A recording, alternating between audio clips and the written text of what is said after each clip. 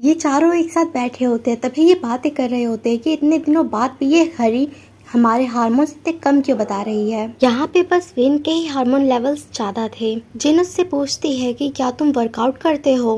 Win कहता है हाँ, मैं बास्केटबॉल खेलता हूँ। जिन कहती है इसका मतलब हमें अपने जिस्म को एक्टिव रखना होगा, जैसे हम खुद को जगा रहे हैं वैसे ही हमें अपने जिस्म को भी जगाना होगा। विन कहता है तो ये बात है, चलो हम चारों अब मस्ती करते हैं। अब ये चारों बहुत सारी पार्टीज करते हैं और इन्हें बहुत मजा आ रहा था इन सब में। यहाँ विन इन्हें एक ड्रग दिखाता है जिसे पीने से नींद नहीं आती। जिन कहती है ये तुम्हें कहाँ से मिला, ये आम मार्केट में तो नहीं मिलता है। तो विन कहता है हाँ, ये मैंने लैब से चुराया है। जिन कहती है क्या तुम्हें पता भी है इस मामले में तुम्हें पुलिस पकड़ सकती है। विन कहता है डरो मत, एक तो तुम डरती बहुत हो, ऐसा कुछ नहीं होगा। उसके बाद वो ड्रग अपने ड्रिंक में मिलाता है और सबसे पहले पी के दिखाता है कि देखो मुझे कुछ नहीं हुआ। अब वो तीनों भी अपने ड्रिंक में वो ड्रग डाल के पीने लगते हैं क्योंकि उन्हें जागना था। सब गाने लगा के डांस करने लगते हैं। तभी पता नहीं जिनको क्या हो जाता है, वो अजीब तरीके से चलने लगती है और आगे जाके अजीब सा डांस करती है।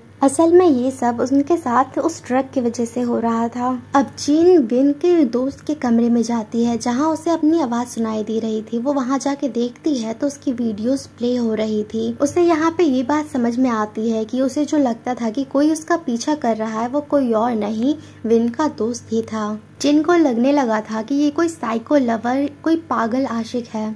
ये सोच के वो बेहोश हो जाती है। उसके घड़ी का अलार्म बजने लगा था। तभी वहाँ पे बाकी तीनों भी आ जाते हैं। वहाँ विन का दोस्त भी आता है जो ये सब देख के रोने लगता है और कहता है ये सब तो मैंने इसलिए किया था ताकि मैं इसे खुश कर सकूं। जैन देखती है कि चैन सांस नहीं ले पा रही है। वो जल्दी से उसे CPR देखती है, यानी कि अपने मुंह से उसके मुंह में सांस दे रही थी। आखिर कुछ सेकंड में जिन को होश आ गया था। वो देखते हैं कि इसी दौरान उनके हार्मोन्स का लेवल भी 100% हो जाता है।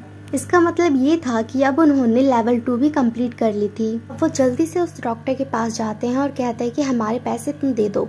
तो डॉक्टर कहता है अरे वाह, तुमने तो दूसरा लेवल पार कर लिया है, आज तक ये कोई नहीं कर पाया है, तुम लोग तो लेवल 3 भी कर सकते हो। वो कहते हैं बस अब और नहीं, तुम हमें हमारे पैसे दे दो। वो पैसे लेके फिर वहाँ से चले जाते हैं। अब अगला दिन दिखाया जाता है। सभी अपने अपने घर में लेट तक सोते रहते हैं। अपनी नींद पूरी करने के बाद वो लोग कॉलेज जाते हैं। जेन की प्रोफेसर उससे कहती है कि तुम्हारे टेस्ट में बहुत कम नंबर आए हैं। हालांकि तुम एक अच्छे स्टूडेंट हो, लेकिन पैसे कमाने के लिए तुम जो कुछ भी कर रही हो ठीक है, पर अपनी पढ़ाई को इसके पीछे खराब मत करो।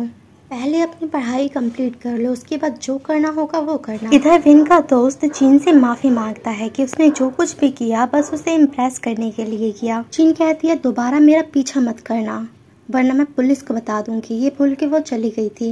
इधर विन जैंग से एक कॉन्सर्ट में जाने के लिए पूछता है, लेकिन जिन उन्हें मना कर देती है कि नहीं, मुझे अभी पढ़ाई पे ध्यान देना है। एक दिन जिन देखती है कि एक लड़की की डेथ हो गई थी और उसके हाथ पे वही घड़ी थी जो डीप प्रोजेक्ट में उन्हें दी जाती थी। इसका मतलब ये था कि वो भी डीप प्रोजेक्ट का एक हिस्सा थी, लेकिन ना जागने की वजह से उसकी मौत हो गई।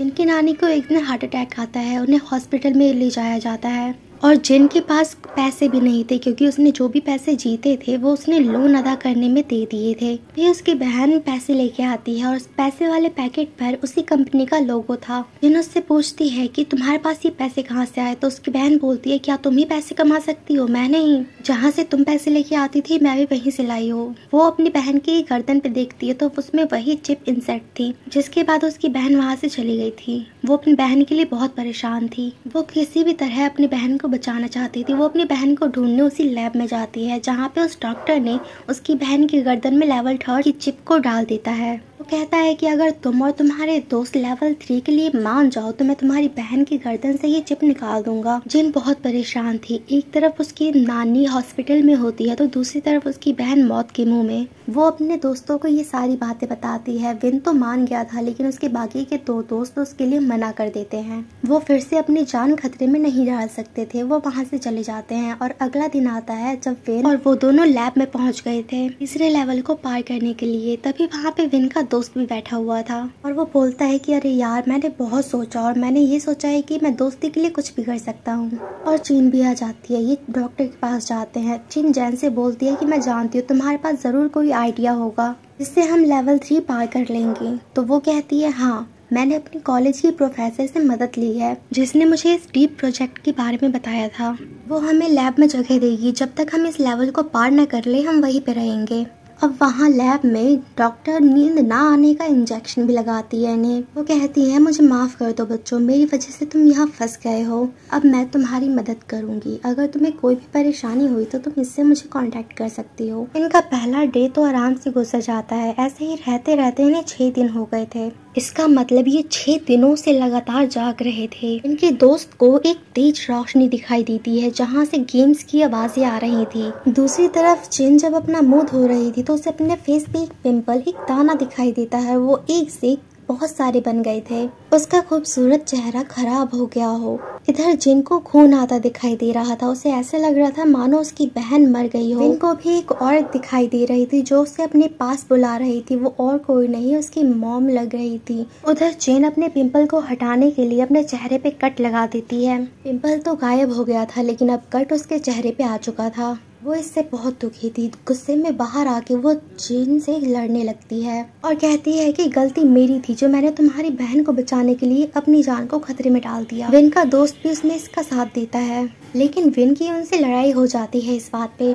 जेन अब जल्दी से प्रोफेसर को बुलाने की कोशिश करती है मगर वो नहीं आती। जब वो ऊपर जाके देखती है तो वो देखती है कि वहाँ पे बहुत सारे कैमरास में उन्हें देखा जा रहा था, उन पर नजर रखी जा रही थी। ये काम कोई और नहीं, वो प्रोफेसर ही कर रही थी। जेन ये सब देख के बहुत हैरान होती है कि इनके साथ ये सब प्रोफेसर कर रही है। वो वहाँ पर उस डॉक्टर की तस्वीर भी देखती है जो इन पर रिसर्च कर रहा था, जिसने इनकी गर्दन पे वो चिप डाली थी। असल में ये कोई डॉक्टर नहीं था, ये इस प्रोफेसर का एक साथी था।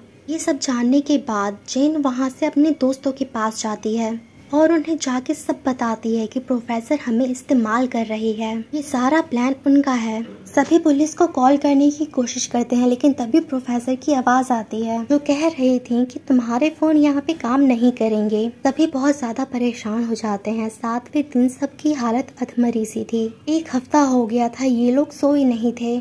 चीन सभी कैमरा को तोड़ रही थी और विन भी बेहोश हो जाता है। उसे सपने में उसकी मॉम दिखाई दे रही थी। उसके बाद विन की घड़ी में 0% हो जाता है जिसकी वजह से उसकी मौत हो जाती है।